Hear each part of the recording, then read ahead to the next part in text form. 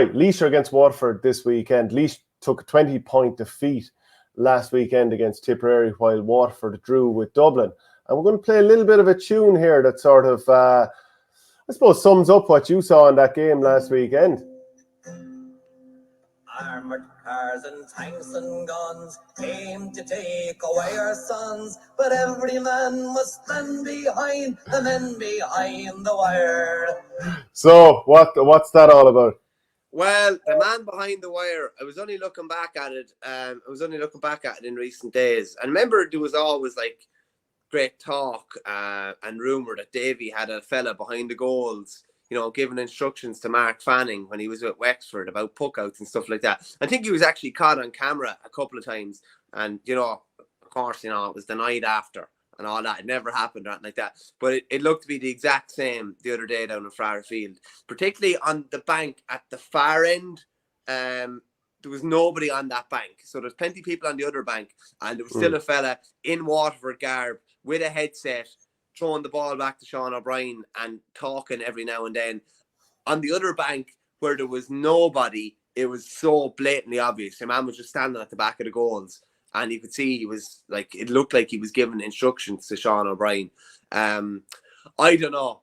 I have to, like, listen, it's all going to be completely denied. And it's good. But number one, whoever it is shouldn't be there, number one. And they won't really be allowed to be there for big games. I just think it's bizarre that you need anybody there, or you need to relay any instructions to a goalkeeper, that the goalkeeper isn't independent enough to play it as he sees it and do what he feels best at a given moment in time. I just think the whole thing is bizarre. I think it's a paralysis by analysis, and I think you're nearly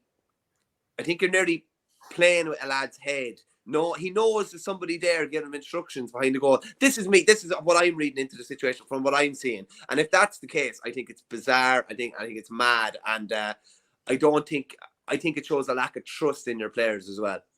Okay, well, look, obviously we can't say for sure, is that to control the goalkeeper in terms of the puckouts? Because you could have a lad behind the goals, speaking with the sideline, telling them what they're seeing in terms of a tactical setup.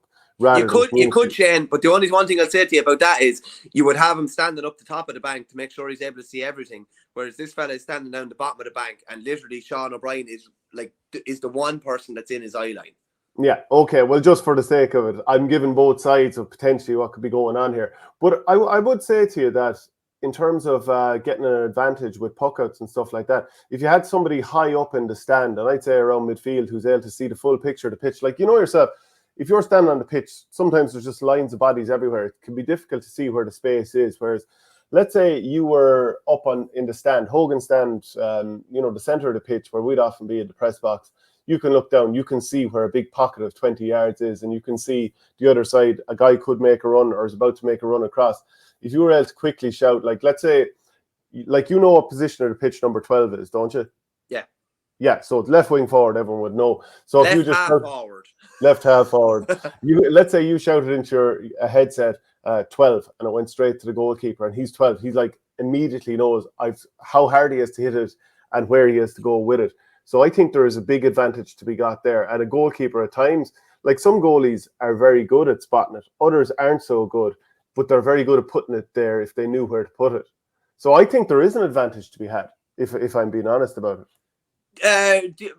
Maybe there's an advantage to it. Do you think it? Like, I just think a goalkeeper's head would be scrambled by all this potentially. Maybe you'd get used to it. I don't think you're going to be able to do it on the biggest days in the biggest venues. Well, if you did have the goalkeeper with a headset in, so in American football, like big games, screaming crowd, all that kind of stuff, you do have the headset in the quarterback's ear. So if you had something similar for hurling, I'm not saying you have the exact same type of equipment, and of course the helmet comes down over the years in American football to keep it in place. That wouldn't be the case in hurling. But I'm saying theoretically, if you did have that headset, no matter how loud it is, if it's good equipment, you probably could communicate with the goalkeeper from the sideline. That was the rumor in Wexford that Fanning had an earpiece. Now I don't really for 1 second really believe that. I think that, imagine like as a hurling goalkeeper, if you had someone talking to you during a game, or you're after making a mistake and you're getting bollocked out with inner earpiece. You're after costing us the game. I just think if you're looking for edges in this regard, listen, one part of me thinks it's a bit fascinating. Another part of me thinks it's just a lack of faith and trust in your players, that you don't trust them to do what they see in front of them on a given day. Yeah, but we'd like to keep things as amateur as possible. And I don't mean that in a bad way, but as pure as possible. You know, you want as little influence from the sideline, as little, I don't know, technology involved. You just want to keep it pure in the olden days. But so that Laois are obviously, you know, it's a huge test for Laois after what happened last week. And Dan Shanahan operating against his native county, that adds a little twist to it here.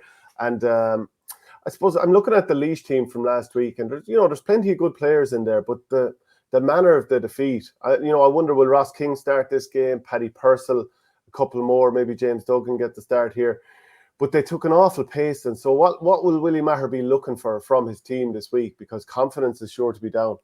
Yeah, they were kind of steamroll chain from the off against Tip. No point saying any different. All those names you mentioned, James Duggan, Patrick Purcell and Ross King, I'd imagine will all start.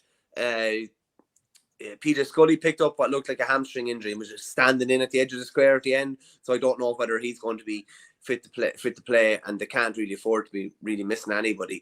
They'll just need to be more competitive than they were, and they were overawed physically. I would have said the other day, Willie Maher said, that they were 10 weeks into a project and that things weren't going to turn around, and that's fine, but people are quite unforgiving as well. Like, there's only a certain, and he said that as well. He said there's only a certain amount of learning days that people will accept. They want to see competitiveness. They want to see a team, even taking the opposition down the stretch and making it interesting at least. So they're on the back foot, you'd have to say, from last week. I don't think Waterford will do the same type of jobbing that Tip did, but you would be expecting Waterford to win by, double figures-ish, I'd say, in the heat of the hunt. Yeah, Waterford won by 33 points last year. So, there is kind of scope for something like that to happen. 7-31. Oh, yeah, that was the day of the 7 goals, yeah. Yeah, so, if you're to go through the performance from last week, you were there, obviously, in Thurles. What areas worked for Laois, or who actually did play quite well? They couldn't get any ball. They got very little ball inside. Very, very little ball inside. Nearly all their scores were from out the pitch. I don't know if they were withdrawn enough, but they still had a man inside nearly the whole time. I was pleasantly surprised by their ability to score from range.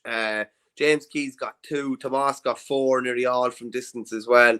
But they weren't able to get their best players on the ball. Willie Dunphy was completely nullified at centre forward. He actually came off with an injury last day as well, so he's unlikely to start.